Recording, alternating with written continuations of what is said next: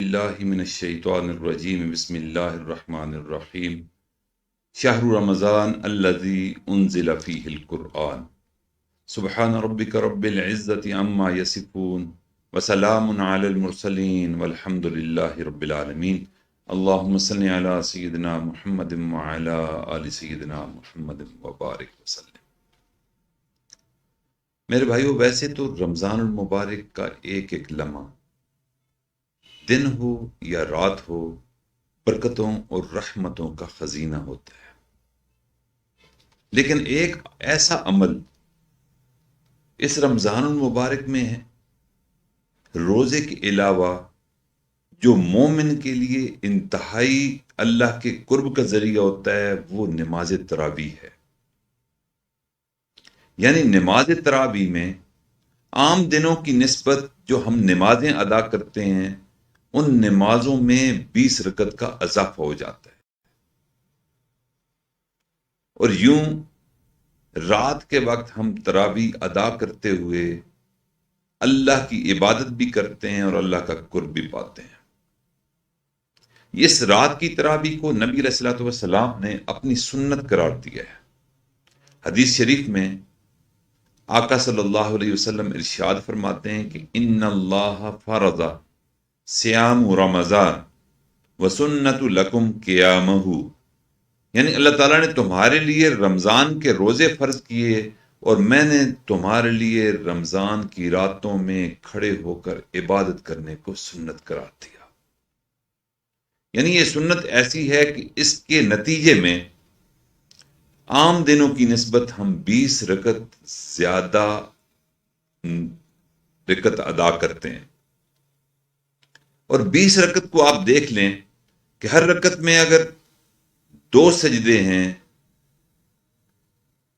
اور دیکھ لیجئے کہ ہر صاحب ایمان روزانہ 40 زیادہ سجدے کرتا ہے، اور اگر اس کو 30 دن پر جمع کیا جائے تو ایک مہینے میں صاحب ایمان کو 1200 سجدے زیادہ کرنے کی توفیق اللہ تعالیٰ کی طرف سے عطا ہو رہی ہے۔ میرے بھائیو، یہ سجدہ ایک عظیم نعمت ہے، اس سے زیادہ روئے زمین پر کوئی اور بڑی نعمت نہیں۔ نبی علیہ الصلوۃ والسلام نے ارشاد فرمایا کہ بندہ اپنے اللہ سے جتنا سجدے کے دوران قرب میں جاتا ہے، اتنا کسی اور حالت میں قرب میں نہیں ہوتا۔ قرآن پاک میں سورۃ اقرا کی آخری آیت مبارکہ ہے اور سجدے والی آیت ہے، اس میں اللہ تعالیٰ ارشاد فرماتے ہیں وَاسْجُدْ وَاقْتَرِب، کہ تم سجدہ کرو اور میرے قریب آ جاؤ۔ یہ اتنے خوبصورت جملے ہیں، یہ اتنے پیارے جملے ہیں کہ ان جملوں سے اللہ کی محبت جھلک رہی ہے جو بندے کے ساتھ اس کو ہے، کہ میرا بندہ تو میرے پاس آنا چاہتا ہے، میں وہی اللہ ہوں جو تمہیں نعمتیں دیتا ہوں، وہی اللہ ہوں جس نے تمہیں زندگی دی، وہی نعمتیں جتنی بھی تم زندگی میں استعمال کرتے ہو وہ دینے والی ذات میں ہوں۔ تم مجھ سے ملنے کے متمنی ہو، میرا قرب چاہتے ہو، میری لقاء چاہتے ہو، ملاقات چاہتے ہو، تو کوئی یہ بعید نہیں کہ تم میرے قریب نہ آ سکو۔ وَاسْجُدْ وَاقْتَرِب، تم سجدہ کرو اور میرے قریب آ جاؤ۔ میرے بھائیو، واقعی یہ سجدہ اتنی بڑی نعمت ہے کہ انسان جس وقت اللہ جل شانہ کے حضور سجدے میں اپنی پیشانی ٹیک رہا ہوتا ہے تو اس دم ساری کائنات اس کی پیشانی کے نیچے آ جاتی ہے، وہ سب سے بلند ہو جاتا ہے۔ اس لیے میرے بھائیوں، نبی علیہ الصلوۃ والسلام کو جب معراج عطا ہوئی اور اس معراج میں آپ کو 7 آسمانوں سے بھی اوپر سدرۃ المنتہا تک پہنچایا گیا، جہاں حضرت جبرائیل امین علیہ السلام نے بھی کہا کہ اس سے آگے میں نہیں جا سکتا، میں نے اس مقام تک پہنچا دیا، اس سے آگے آپ خود جائیں گے۔ تو آقا پھر خود تشریف لے گئے، اللہ سے ملاقات ہوئی تو حضور اقدس صلی اللہ علیہ وسلم نے زبان حال سے اللہ تعالیٰ سے یہ درخواست کی کہ یا اللہ آپ نے تو مجھے اپنا قرب عطا کر دیا، لیکن میری امت کا کیا ہوگا؟ تو اس وقت اللہ رب العزت نے حضور نبی کریم صلی اللہ علیہ وسلم کو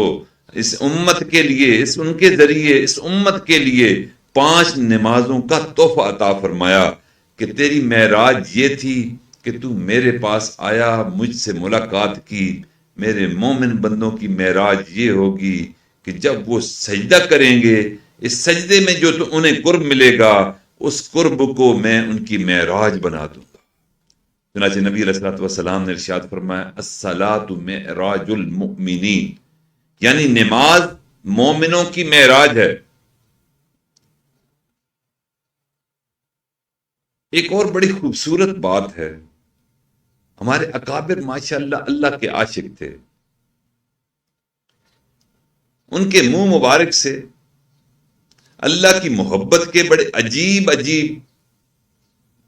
قصے اور عجیب عجیب لذت بھرے واقعات ہم تک پہنچے ہیں۔ ایک اللہ والے تھے حضرت مولانا شاہ فضل الرحمان گنج مراد آبادی رحمۃ اللہ علیہ، بڑے اللہ کے عاشق تھے، بڑے درجے کے اولیاء میں سے گزرے ہیں۔ وہ حکیم الامت حضرت مولانا اشرف علی تھانوی رحمۃ اللہ کی خدمت میں حاضر ہوتے ہیں، اور خدمت حاضر ہو کر کہتے ہیں کہ میاں اشرف علی کیا بتاؤں، جب سجدہ کرتا ہوں تو ایسا لگتا ہے کہ اللہ تعالیٰ نے مجھے پیار کر لیا۔ ان کو سجدے کے اندر یہ دولت نصیب ہوا کرتی تھی، یہ نعمت سمجھتے تھے کہ اللہ نے مجھے پیار کر لیا۔ اور واقعی نبی علیہ الصلوۃ والسلام نے ارشاد فرمایا کہ ان الساجد یسجد علی قدمی الرحمن، کہ سجدہ کرنے والا وہ رحمان کے قدم مبارک پر سجدہ کر رہا ہوتا ہے۔ حضرت تھانوی رحمۃ اللہ علیہ کے ایک خلیفہ بھی ہیں اور جو شاعر بھی تھے اور خلیفہ خاص بھی تھے، ان کا ایک شعر ہے اسی سجدے کے بارے میں، بڑا ہی خوبصورت شعر ہے۔ وہ فرماتے ہیں اگر سجدے میں سر رکھ دوں، اگر سجدے میں سر رکھ دوں، زمین کو آسماں کر دوں۔ یعنی یہ جو زمین ہے اس پر میں اگر سجدے پہ سر رکھ دوں تو یہ زمین زمین نہیں رہے گی، اس کی زمین کی بلندیاں آسمان کی بلندیوں سے اوپر نکل جائیں گی۔ بہرحال میرے بھائیو، یہ سجدہ معمولی چیز نہیں،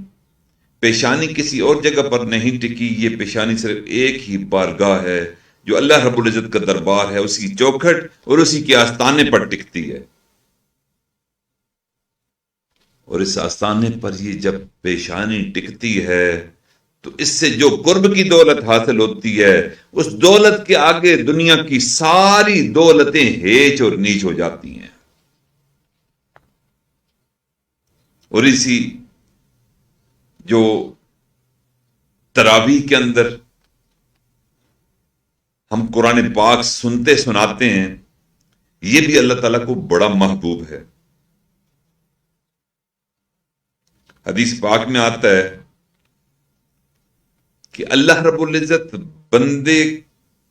کے منہ سے جو تلاوت کلام پاک کے الفاظ نکل رہے ہوتے ہیں، قرآن پاک کی تلاوت ہو رہی ہوتی ہے، اس کو اتنی توجہ سے سنتے ہیں کہ جتنی توجہ سے کسی اور کلام کو نہیں سنتے۔ لہذا یہ تراویح کا جو موقع ہے، اس پر اللہ کی رحمت متوجہ ہوتی ہے اور بندے کو اللہ تعالیٰ کا قرب حاصل ہو رہا ہوتا ہے، اور یہ بہت بڑی نعمت مل رہی ہوتی ہے۔ میرے بھائیو، یہ جو قرآن سننے اور سنانے کی نعمت ہے، اس موقع پر تراویح میں ہمیں 2 کام کرنے ہیں۔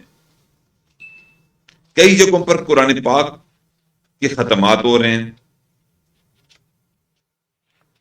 ہم نے غفلت کے حالت میں کاہلی اور سستی کے ساتھ جیسا تیسا تھا پڑھ لیا، سن لیا۔ لیکن ایک بات طے ہے کہ حدیث مبارکہ میں آتا ہے کہ ایک ایک حرف کے بدلے 10 نیکیاں لکھی جاتی ہیں۔ لہذا یہ کوئی معمولی نعمت نہیں۔ اب کرنا کیا ہے؟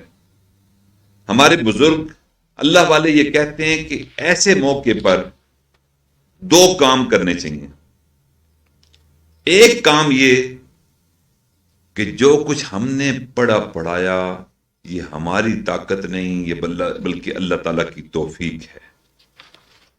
یہ تمام توفیقیں میرے رب کی طرف سے ہیں، ہماری کوئی ہمت اور طاقت نہیں۔ اس لیے جب بندہ تراویح ادا کر چکے، اس میں قرآن سن اور سنا چکے، تو اس پر اللہ تعالیٰ کا شکر ادا کرے۔ پہلا کام کہ یا اللہ اس عبادت کی توفیق آپ نے عطا فرمائی۔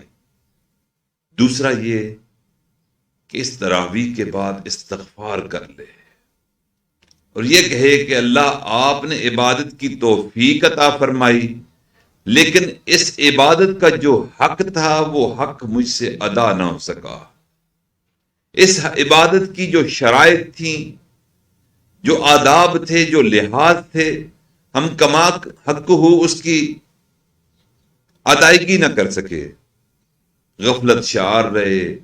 کاہل اور سست رہے۔ یا اللہ یہ گناہ ہم نے کیا، اس کوتاہی پر اور اس غلطی پر ہم آپ سے معافی کے خواستگار ہیں، یا اللہ مجھے معاف فرما دیجیے۔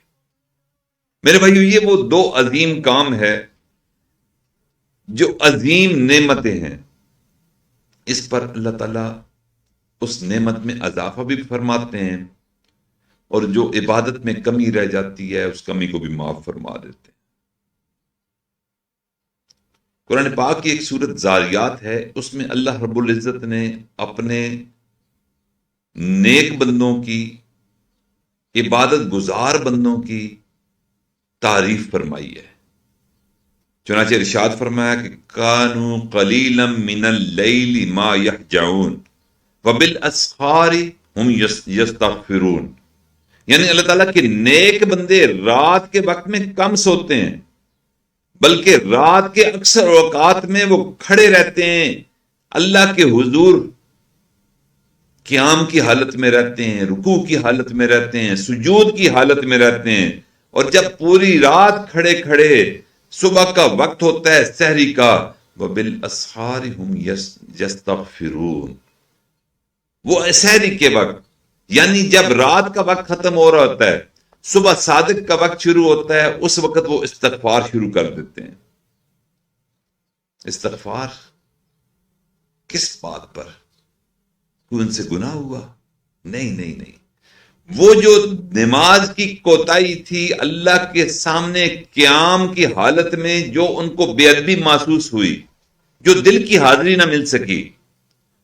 اس گناہ پر وہ استغفار کرتے ہیں۔ کوئی ان سے کبیرہ صغیرہ گناہ سرزد نہیں ہوتا۔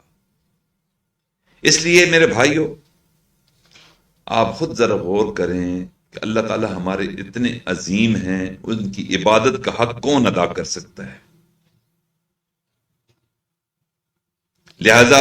جو بھی توفیقیں ہیں وہ اللہ کی طرف سے ہیں، اس پر اللہ کا شکر ادا کرنا ہے، اور جو کوتاہیاں ہیں وہ ہماری طرف سے ہیں، اس پر استغفار کرنا ہے کہ یا اللہ ہم سے عبادت کا حق نہ ادا ہو سکا، ما عبدنا کا حق کا عبادتک۔ اور کون شخص ہے جو اللہ کی عبادت کا حق ادا کر سکے؟ جب نبی علیہ السلام کا یہ حال تھا کہ ساری رات اس طرح کھڑے ہو کر عبادت کرتے تھے کہ پاؤں مبارک پر ورم آ جاتا تھا، اس کے باوجود آپ فرماتے تھے کہ ہم عبادت کا حق ادا نہ کر سکے، ما عبدنا کا حق کا عبادتک۔ لہذا ہر نیک عمل، ہر عبادت کے بعد یہ دو کام ہم نے کرنے ہیں کہ اس عبادت کی توفیق پر اللہ کا شکر ادا کرنا ہے، اور اس میں جو عبادت کی ادائیگی کے حقوق میں جو کوتاہیاں ہوئیں اس پر اللہ سے استغفار کرنا ہے۔ خلیفہ اول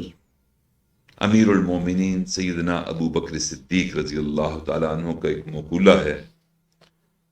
بڑی خوبصورت بات انہوں نے فرمائی کہ جب کوئی عبادت کرنے والا عبادت کر چکتا ہے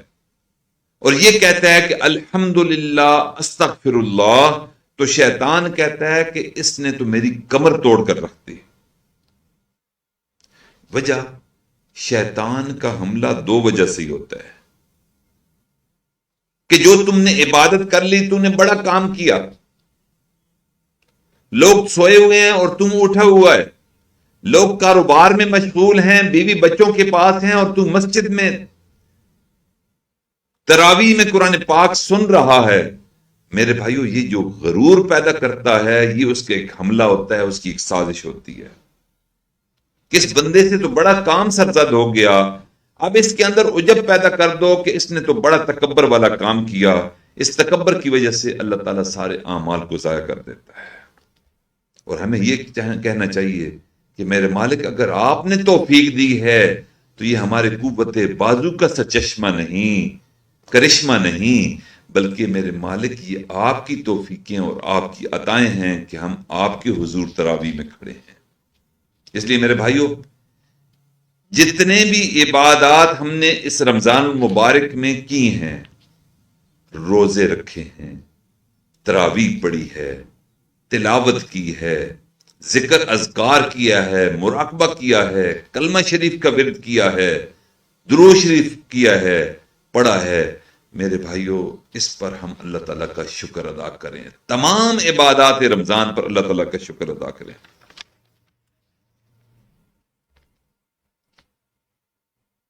دوسرا حملہ شیطان کا کیا ہوتا ہے کہ بندے کو مایوس کرتا ہے اور یہ خیال دل میں ڈالتا ہے کہ تیری نماز کیا، تیرا سجود کیا، تیری رکوع کیا، تیری تلاوت کیا، تیرا رات کا جاگنا کیا، تو نے تو نماز میں صرف ٹکریں ماری اور غفلت میں نماز پڑھ لی اور روزہ رکھ لیا، تو نے عبادت کا حق ادا نہیں کیا۔ یہ خیال شیطان دل میں ڈال کر بندے کو مایوس کرتا ہے کہ تیری نماز نماز نہیں، تیرا روزہ روزہ نہیں۔ میرے بھائیو یہ جو سوچ ہے نا، یہ شیطان کی سوچ ہے۔ اس مایوسی کا توڑ بھی اللہ تعالیٰ نے بتا دیا کہ نبی علیہ الصلوۃ والسلام کے ذریعے کہ ما عبدنا کا حق کا عبادت، کہ واقعی میرے مالک آپ اتنے عظیم ہیں، اتنے رفیع ہیں، اتنے بلند ہیں، اتنی عظمتوں اور بلندیوں والے ہیں کہ آپ کا جو عبادت کا حق ہے وہ کوئی بندہ ادا نہیں کر سکتا۔ ہم سے کوتاہیاں ہوئیں، ٹھیک عبادت نہ کر سکے، جتنی کرنی چاہیے اتنی بھی نہ کر سکے، تو نبی علیہ السلام نے تعلیم فرما دی اس دعا کی صورت میں کہ بندے کو استغفار کرنا چاہیے۔ کوئی عمل بھی جب بندہ استغفار کر لیتا ہے تو اس استغفار کی وجہ سے مایوسی کا توڑ ہو جاتا ہے اور شیطان کی کمر ٹوٹ جاتی ہے، اور بندے کو واقعی اللہ کی رحمت پر ہی نظر رہنی چاہیے، کسی اور کی طرف نظر نہیں ڈالنی چاہیے۔ اللہ کو ہماری عبادتوں کا نہیں، ہمارے رجوع کرنے کا، ہمارے اللہ کی طرف راغب ہونے کا، انابت کا حکم ہے۔ ہم نے نماز میں کھڑا ہو جانا ہے اور جیسی تیسی نماز کوشش ضرور کریں کہ عاجزی ہو، مسکنت ہو، دل کی حاضری ہو، اس حاضری کے ساتھ نماز ہو کہ جس طرح ہم گویا اپنے رب کو دیکھ رہے ہیں، یا کم از کم حدیث احسان کہ اگر تم اپنے رب کو نہیں دیکھ رہے تو رب تمہیں تو دیکھ رہا ہے، اور ہمیں اس کی رحمت پر ہی نظر ڈالنی ہے کہ ہماری خطائیں محدود ہیں، اللہ کی عطائیں لامحدود ہیں۔ اللہ فرماتے ہیں کہ میرا بندہ، زمین اور آسمان کے درمیان جو خلا ہے، اس خلا کو اگر تیرے نام اعمال برائیوں سے پر ہو جائے اور اس جیسے 7 خلا اور 7 دفتر تو گناہوں کے بھر کر میرے پاس آئے، تو صرف ایک مرتبہ کہے گا استغفر اللہ، نہ میں صرف ان گناہوں کو معاف کر دوں گا بلکہ ان گناہوں کی تعداد کے برابر نیکیاں تیری نام اعمال میں لکھ دوں گا۔ میرے بھائیوں، ہمیں اللہ کی رحمت پر ہی نظر ڈالنی ہے، اور ان 2 اعمال کو جو ہم نے رمضان میں کیے ان پر ہم نے عمل کرنا ہے کہ اللہ کی دی ہوئی توفیق پر اللہ کا شکر ادا کرتے ہوئے ہر نیک عمل کے بعد، روزے کے بعد، تراویح کے بعد، تلاوت، درود شریف، استغفار کے بعد یہ 2 کلمات ضرور کہنے ہیں کہ الحمدللہ کہ تمام توفیقیں آپ کی طرف سے تھیں، اور استغفر اللہ کہ ساری خطائیں ہماری طرف سے ہیں۔ میرے مالک، اس نعمت کو جو آپ نے عبادت کی صورت میں ہمیں عطا فرمائی، ہم سے واپس مت لیجئے ہماری کوتاہیوں کے سبب، اور ہماری کوتاہیوں کو معاف فرما کر اس عبادت کو اپنی بارگاہ میں شرف قبولیت عطا فرما دیجئے۔ اللہ سے دعا ہے کہ اللہ تعالیٰ شکرانہ اور استغفار کی نعمت سے ہم سب کو مالا مال فرمائے، اور اس تراویح میں جو قرآن پاک اور ان ختمات قرآن پاک میں جو آج کل محافل ہو رہی ہیں ہر مسجد میں، میرے بھائیوں، اس میں ہم اللہ کا شکر بھی ادا کریں اور استغفار بھی کریں۔ اللہ رب العزت ہم سب کو اس رمضان کی برکات، انوارات، فیوزات، اور اللہ تعالیٰ اس رمضان کی رحمتیں ہم سب کو عطا فرمائے۔ وآخر دعوانا ان الحمدللہ رب العالمین۔ دعا مانگ لیجیے۔ سبحان ربی الوہاب، اللہم صل علی سیدنا محمد وعلی آل سیدنا محمد وبارک وسلم۔ ربنا آتنا فی الدنیا حسنہ وفی الآخرۃ حسنہ وقنا عذاب النار وادخلنا الجنۃ مع الابرار یا عزیز یا غفار یا ارحم الراحمین۔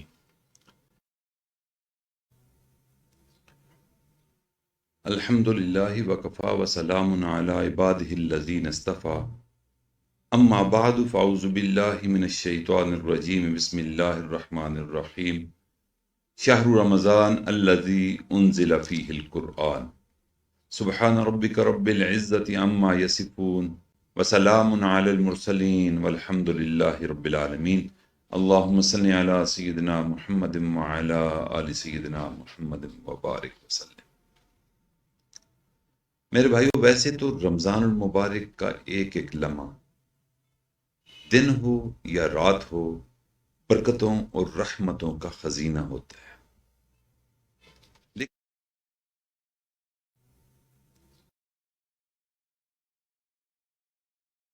اس کوتاہی کو بھی معاف فرما دیجئے۔ یا اللہ، جس